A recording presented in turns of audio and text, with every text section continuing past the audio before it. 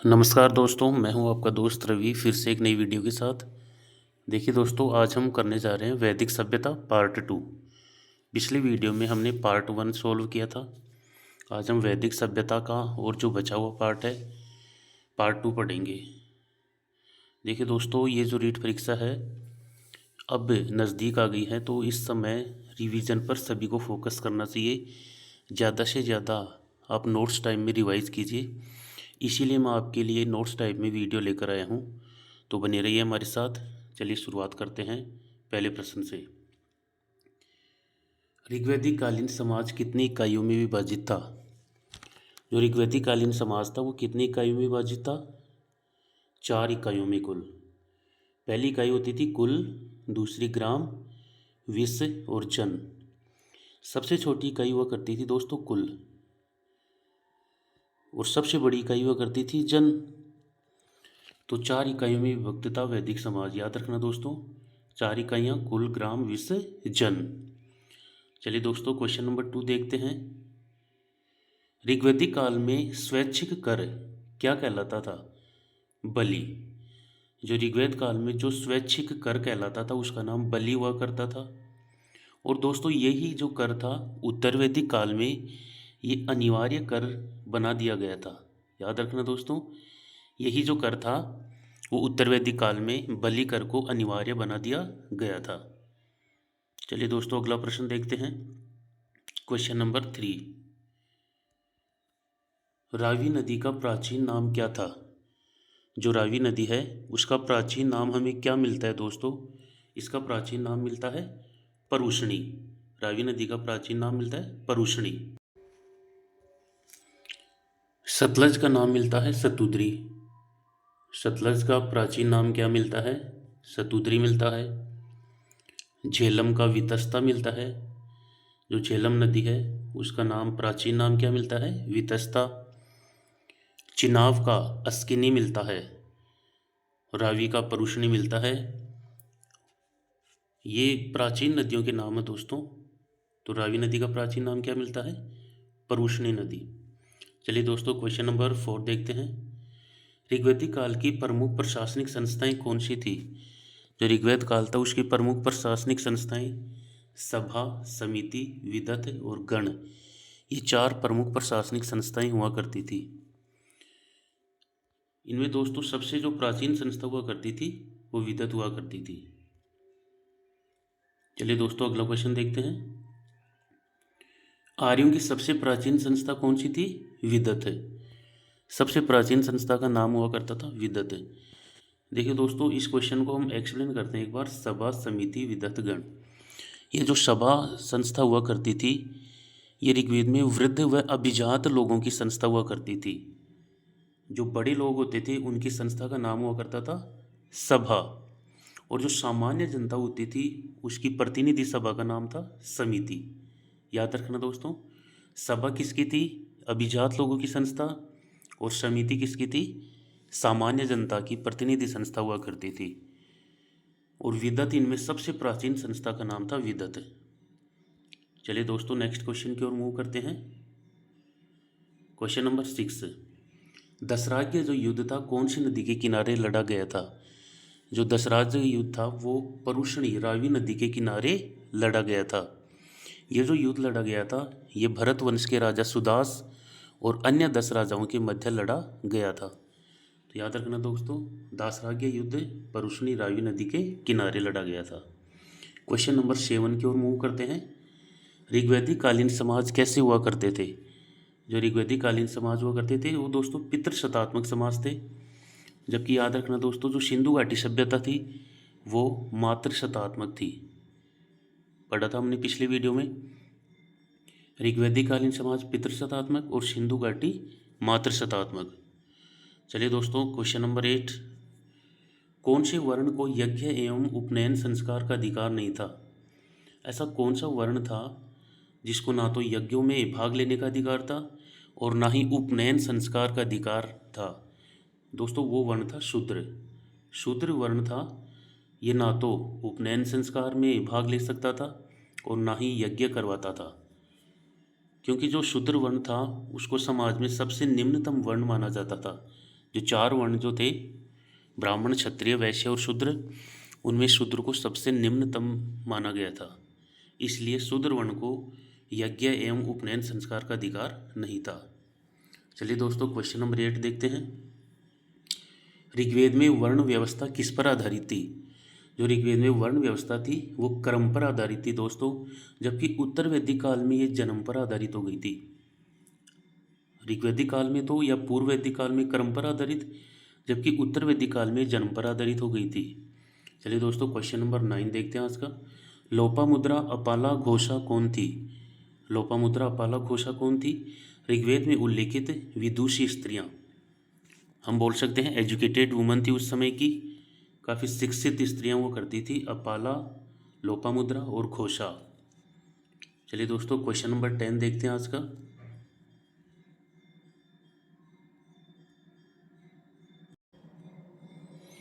Question number 10 है दोस्तों, ऋग्वेद में अघन्या किसे कहा गया है? जो ऋग्वेद है उसमें अघन्या, देखो अघन्या का मतलब होता है जिसको मारा नहीं जा सके, तो वो किसे कहा जाता था? गाय को, क्योंकि गाय ऋग्वेद का सबसे पवित्र पशु माना जाता था, इसलिए उसके लिए कौन सी संज्ञा प्रयुक्त की गई है? अघन्या। अघन्या का मतलब समझ लेना, जिसको मारा नहीं जा सके। चलिए दोस्तों, क्वेश्चन नंबर 11 देखते हैं।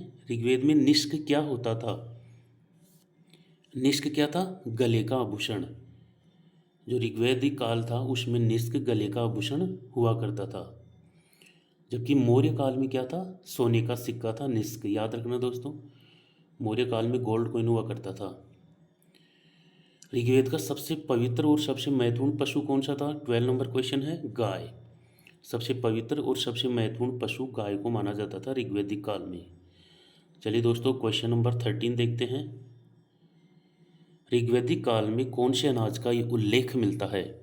जो ऋग्वैदिक काल है उसमें कौन से अनाज का उल्लेख मिलता है? यव।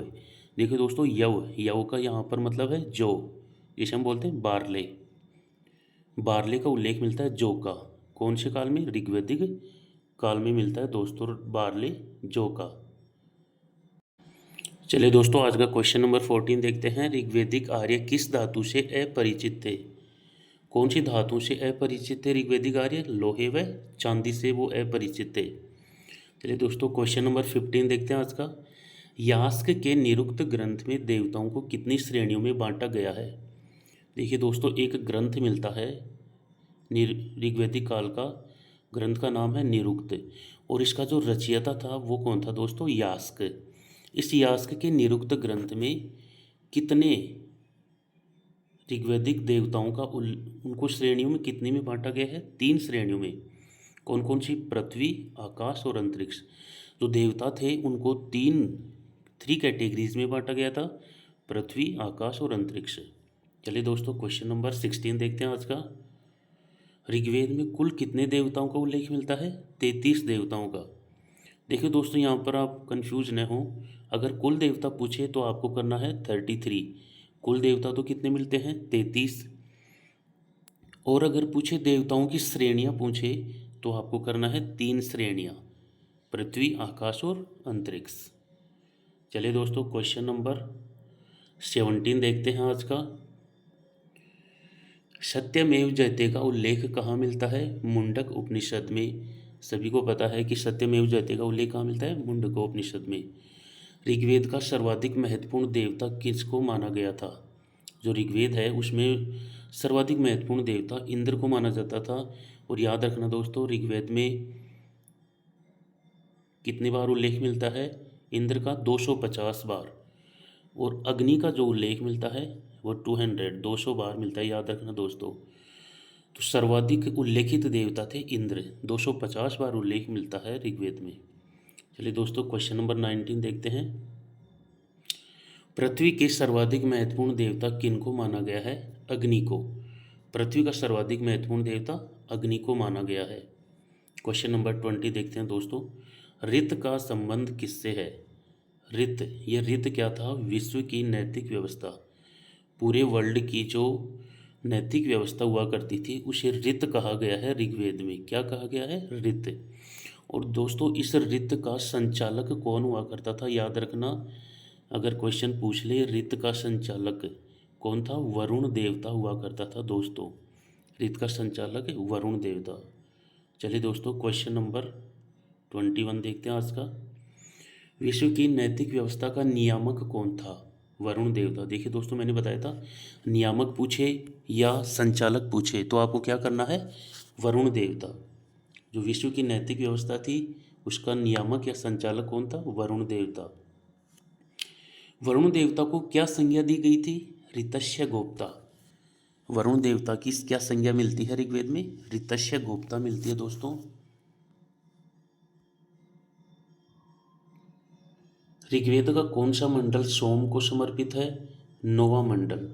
क्वेश्चन नंबर 23 क्या है दोस्तों? कौन सा मंडल सोम को समर्पित है? नौवां मंडल। चलिए दोस्तों, क्वेश्चन नंबर 24 देखते हैं। ऋग्वेदिक काल में पूषण किसका देवता था? जो पूषण देवता था वो किसका हुआ करता था? पशुओं का देवता। और इस पूषण का जो रथ खींचने थे वो कौन खींचते थे दोस्तों? बकरे।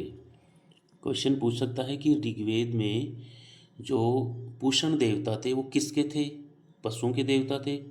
लेकिन ये पूछे कि रथ कौन खींचते थे? बकरे खींचते थे पूषण देवता का रथ। चलिए दोस्तों, आज का क्वेश्चन नंबर 25 देखते हैं। पुनर्जन्म की अवधारणा का उल्लेख सबसे पहले कहाँ मिलता है? शतपथ ब्राह्मण में। जो पुनर्जन्म है उसकी अवधारणा का उल्लेख सबसे पहले कहाँ मिलता है? शतपथ ब्राह्मण में। सर्वे भवन्तु सुखिनः सर्वे सन्तु निरामया का उल्लेख कहाँ मिलता है? बृहदारण्यक उपनिषद में। जो सर्वे भवन्तु सुखिनः है सर्वे सन्तु निरामया, इसका उल्लेख कहाँ मिलता है? बृहदारण्यक उपनिषद में। चलिए दोस्तों, क्वेश्चन नंबर 27 देखते हैं। प्रस्थान त्रयी किन्हें कहा गया है? प्रस्थान त्रयी की जो संज्ञा है वो किस तीन को दी गई है? उपनिषद, ब्रह्मसूत्र, भगवद गीता। इसमें याद रखना दोस्तों, वेद शामिल नहीं है। प्रस्थान त्रयी में वेद शामिल नहीं है। कौन तीन शामिल थे? उपनिषद, ब्रह्मसूत्र और भगवद गीता, ये तीन शामिल थे प्रस्थान त्रयी में। चलिए दोस्तों, क्वेश्चन नंबर 28 देखते हैं आज का। चार आश्रमों का उल्लेख सबसे पहले कहाँ या कौन से उपनिषद में मिलता है? जो चार आश्रम हैं उनका उल्लेख कहाँ मिलता है? जाबालोपनिषद में। कहाँ मिलता है? जाबालोपनिषद में। देखिए दोस्तों, क्वेश्चन नंबर 29 देखते हैं आज का। सबसे पहले राज्याभिषेक की परंपरा कब प्रारंभ हुई? जो राज्याभिषेक हुआ करता था राजाओं का, उसकी परंपरा उत्तर वैदिक काल में शुरू होती है। कब शुरू होती है? और दोस्तों याद रखना है कि ये जो राज्याभिषेक हुआ करता था राजाओं का, उस समय कौन सा यज्ञ किया जाता था? याद रखना, राजसूय यज्ञ। जो राजसूय यज्ञ किया जाता था वो राजाओं के राज्याभिषेक के समय किया जाता था। तो राज्याभिषेक का उल्लेख कहाँ मिलता है दोस्तों? उत्तर वैदिक काल में। या परंपरा कब शुरू हुई? उत्तर वैदिक काल में। चलिए दोस्तों, क्वेश्चन नंबर 30 देखते हैं आज का। ऋग्वैदिक काल में आर्यों का मुख्य निवास स्थान कौन सा था? जो ऋग्वैदिक काल था उसमें आर्यों का मुख्य निवास स्थान कौन सा माना जाता है? वो माना जाता है दोस्तों सप्त सैंधव प्रदेश। ऋग्वैदिक काल में आर्यों का निवास स्थान सप्त सैंधव प्रदेश था, जबकि उत्तर वैदिक काल में गंगा यमुना दोआब हो गया था। तो याद रखना दोस्तों, उत्तर वैदिक काल में आर्य कहाँ रहते थे? सप्त सैंधव प्रदेश में। और वैदिक काल में कहाँ रहते थे? सप्त सैंधव प्रदेश। जबकि उत्तर वैदिक काल में वो गंगा यमुना दोआब में रहने लग गए थे। चलिए दोस्तों, क्वेश्चन नंबर 31 देखते हैं आज का। नियमित कर प्रणाली कब विकसित हुई? नियमित रूप से जो टैक्स लेने का जो सिस्टम था वो कब से शुरू होता है? उत्तर वैदिक काल में। और देखो, एक जो कर मिलता है बलि, इसको याद रखना दोस्तों। ये जो बलि कर था ये ऋग्वैदिक काल में तो स्वैच्छिक कर हुआ करता था, जबकि यही जो कर था वो उत्तर वैदिक काल में कैसा कर बन गया था? नियमित कर बन गया था। जो नियमित कर थी उसकी व्यवस्था कब से शुरू होती है? उत्तर वैदिक काल में। चलिए दोस्तों, क्वेश्चन नंबर 32। तीन ऋण कौन कौन से माने गए हैं? जो हमारी वैदिक व्यवस्था थी उसमें तीन ऋण, देखो, देव ऋण, ऋषि ऋण और पितृ ऋण, ये माने गए हैं दोस्तों। तीन ऋण, देव ऋण, ऋषि ऋण और पितृ ऋण माने गए हैं। पुरुषार्थ कितने माने गए हैं? पुरुषार्थ 4 माने गए हैं दोस्तों। धर्म, अर्थ, काम और मोक्ष। चलिए दोस्तों, क्वेश्चन नंबर 34 देखते हैं आज का। जन्म से पूर्व होने वाले संस्कार कौन से थे? जन्म से पूर्व होने वाले संस्कार 3 थे दोस्तों। टोटल संस्कार कितने हुआ करते थे? 16 होते थे कुल संस्कार, और इनमें से 3 जो संस्कार थे वो जन्म पूर्व हुआ करते थे। कौन कौन से? गर्भाधान, पुंसवन और सीमंतो नयन। इनकी जो ट्रिक है दोस्तों, मैं आपको ट्रिक बता देता हूँ, ट्रिक याद रख लेना। गपुंसी, क्या याद रखना है? गपुंसी। ये जो ट्रिक है इससे आपको जल्दी याद हो जाएगा कि जन्म से पूर्व ये 3 संस्कार होते थे। गपुंसी, गर्भाधान, पुंसवन, सीमंतो नयन। चलिए दोस्तों, क्वेश्चन नंबर 35 देखते हैं आज का। ऋग्वेद में सर्वाधिक उल्लेख किस देवता का मिलता है? इंद्र का। और कितनी बार मिलता है इंद्र देवता का उल्लेख? 250 बार मिलता है। जबकि दोस्तों अगर अग्नि का पूछे तो अग्नि का आपको करना है 200 बार। अग्नि का उल्लेख मिलता है 200 बार। चलिए दोस्तों, क्वेश्चन नंबर 36 देखते हैं। वेदांत किसे कहा गया है? उपनिषदों को। उपनिषदों को क्या कहा जाता है? वेदांत। अच्छा, वेदांत क्यों कहते हैं? क्योंकि जो इनकी रचना थी वो वेदों के अंत में होती है दोस्तों, इसलिए इनको क्या संज्ञा दी गई है? वेदांत। चलिए दोस्तों, क्वेश्चन नंबर 37 देखते हैं आज का। 8 प्रकार के विवाहों का उल्लेख सर्वप्रथम कहाँ मिलता है? जो 8 प्रकार के विवाह हैं उनका उल्लेख सर्वप्रथम कहाँ मिलता है? आश्वलायन गृहसूत्र नामक ग्रंथ में। जो आश्वलायन गृहसूत्र है उसमें कितने प्रकार के विवाहों का उल्लेख मिलता है? 8 प्रकार के विवाहों का उल्लेख मिलता है। चलिए दोस्तों, क्वेश्चन नंबर 38 देखते हैं आज का। व्यापारिक श्रेणी के प्रधान को क्या कहा जाता था? श्रेष्ठी। जो ट्रेडर्स होते थे और उनकी जो श्रेणियाँ होती थी उनके प्रधान को क्या कहा जाता था? श्रेष्ठी कहा जाता था दोस्तों। चलिए दोस्तों, क्वेश्चन नंबर 39 देखते हैं आज का।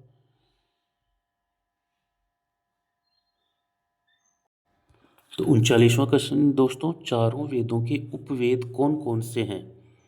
चारों वेदों के उपवेद देखो, पहला जो वेद है ऋग्वेद, इसका जो उपवेद माना जाता है दोस्तों वो माना जाता है आयुर्वेद। क्या नाम है?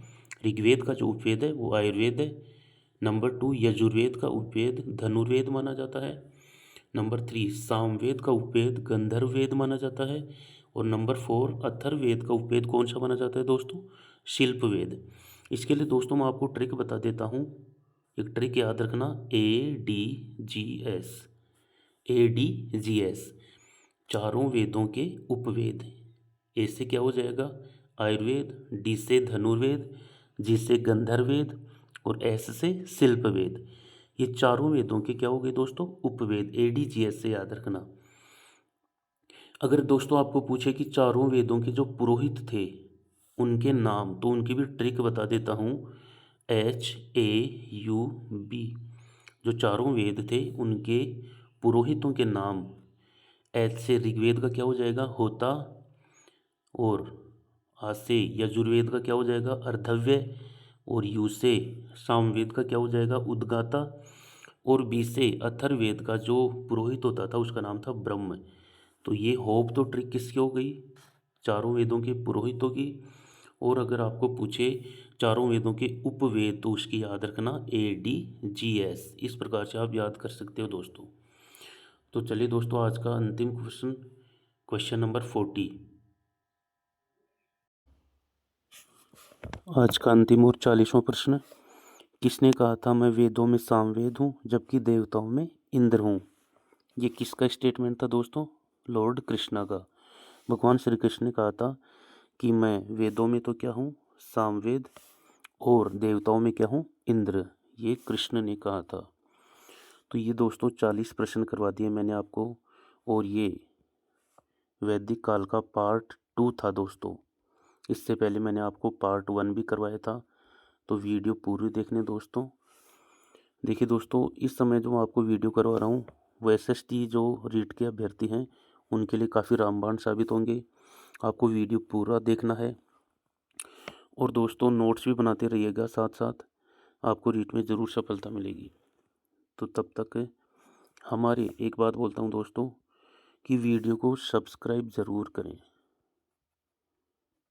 चैनल को सब्सक्राइब करें और वीडियो को लाइक एवं शेयर ज़रूर करें, ताकि आपको हमारे जितने भी वीडियो हैं उनकी नोटिफिकेशन मिलती रहे।